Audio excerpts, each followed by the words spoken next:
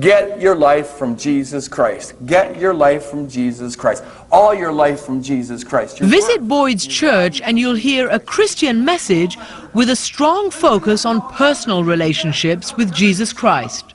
On the one hand, I'm a conservative Christian, and I am pro-life to the core of my being.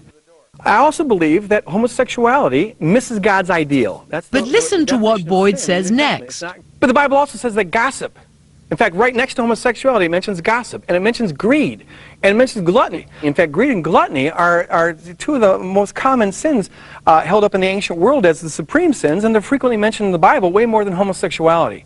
I never quite understand what sin gradation scale some people go by where they decide that certain sins are worse than other kind of sins, and those are the ones we need to go against. Be specific.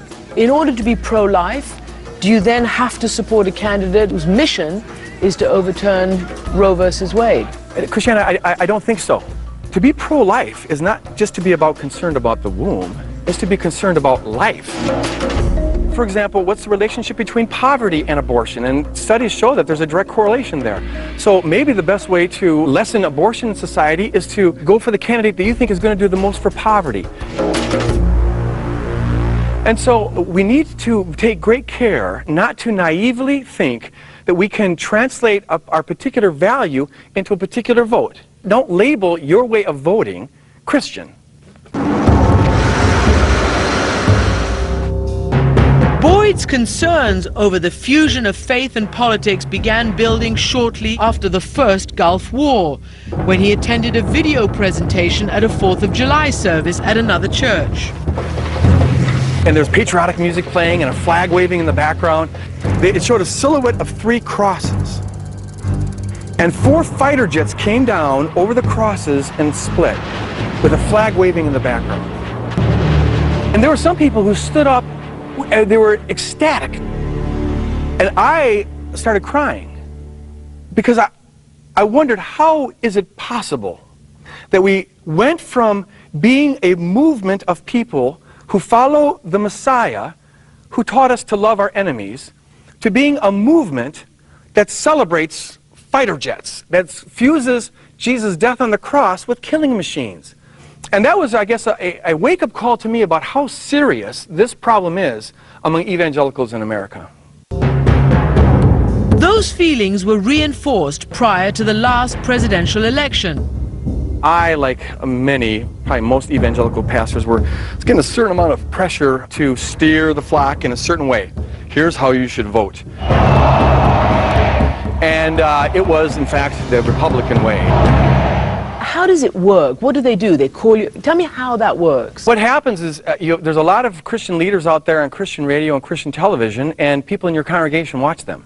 And so a lot of the questions come from the congregation saying, aren't you going to tell us how to vote, and aren't you going to this or whatever?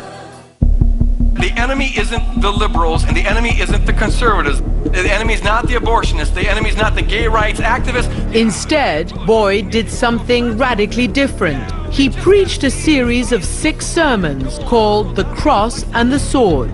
Whenever we find politicians who start quoting Bible verses to support their agenda, we ought to be the ones saying, Many members of his congregation disagreed and told him so.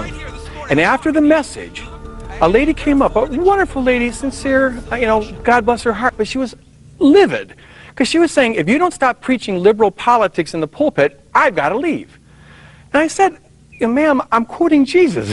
Jesus said this. A lot of your flock walked out, didn't they? Yeah, we, over the long haul, lost roughly 1,000 people in the light of this message. But as that 1,000 left, another 1,000 took their place. But I'll tell you, I don't regret a thing. It was a turning point for our congregation. I felt that we got a clarity about a vision of the kingdom that we're supposed to be furthering.